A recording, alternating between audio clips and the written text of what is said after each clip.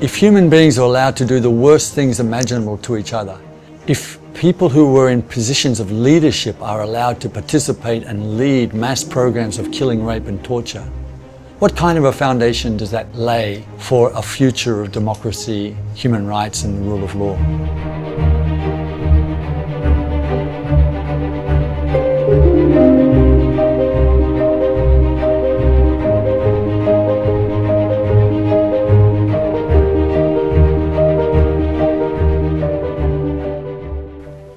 The proclamation of martial law is not a military takeover.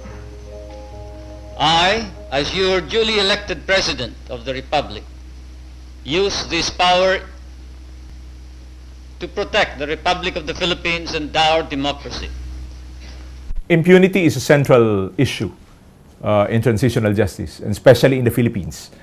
The perpetrators, the families, the cronies, the big business interests are still very much entrenched in Philippine society. And therefore, it's very difficult to go after those who had wronged the country. I work on women's rights, and we engage with the legal system every day. And we know how hard it is for domestic violence, for rape, for incest. It takes years, and the process has so many barriers that you actually get a conviction at the end of it is the chances are very low. So if that is the normal legal system, you can imagine, like, for a transitional justice legal system, even if it's a new court or a new process, it's going to have those same challenges and limitations that the normal court system. There is a need to work on accountability, make people become responsible for what they did, and to put off impunity. We often have some transitional period when the former perpetrator or former rulers would come out with amnesty law, would come out with some cause which is being an immunity or giving an blank amnesty. So we don't see any persecution after the transition period. For an international tribunal holding court in the former war ministry in Tokyo come the wartime leaders of Japan to be indicted as criminals. Immediately after World War II, there was momentum to develop law at the international level to prosecute atrocities committed during war. Temporary courts in Nuremberg and Tokyo were created, and new laws such as the Geneva Conventions and the Genocide Convention were adopted. Once the Cold War took place, the momentum that existed slowed. It was only after the Cold War, when atrocities were taking place in the former Yugoslavia and in Rwanda, that the momentum again gathered to prosecute international crimes. International crimes are violations of international law. They include crimes against humanity, war crimes, and genocide. Crimes against humanity are certain acts that are committed as part of a widespread or systematic attack against a civilian population.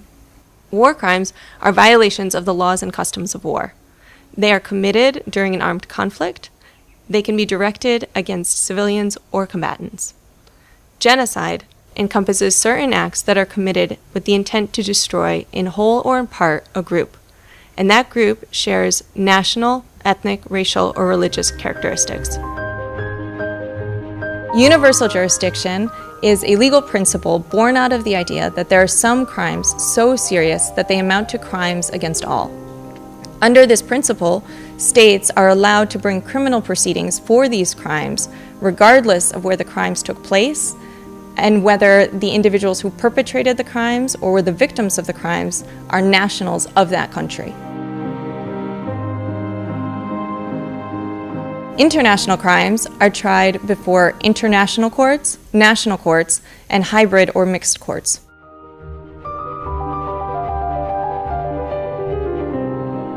When we look at the international options, the first one that springs to mind is the International Criminal Court, and also international criminal courts that have been established by the UN Security Council, the International Tribunal dealing with the conflict in the former Yugoslavia, the ICTY, and the International Tribunal established to deal with the conflict in Rwanda, the ICTR.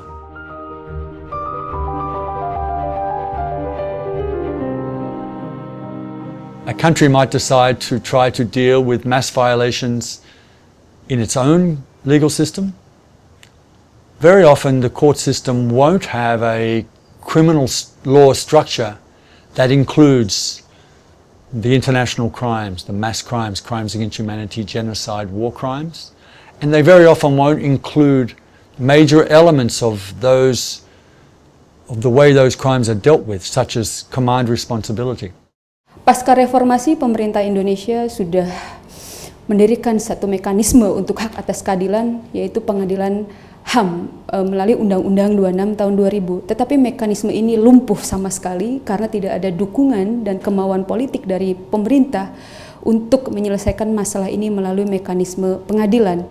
We do not have law specifically for to prosecute torture perpetrators, but we have criminal law, which is, I feel that is not fit to prosecute the government official, because if you're tortured by the police from the police station, but when you want that person to be prosecuted, you have to go back to the same police station to make a report to probably even the perpetrators, you know, and then trying to get the investigation initiated.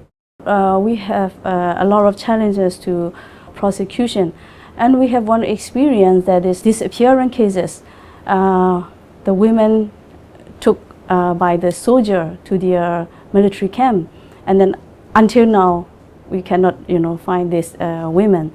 So this case we already bring to the Supreme Court in Naypyidaw, but because of that is already involved by the military. So that's why the judgment also scary to take action for that. So after that they already dismissed that kind of case.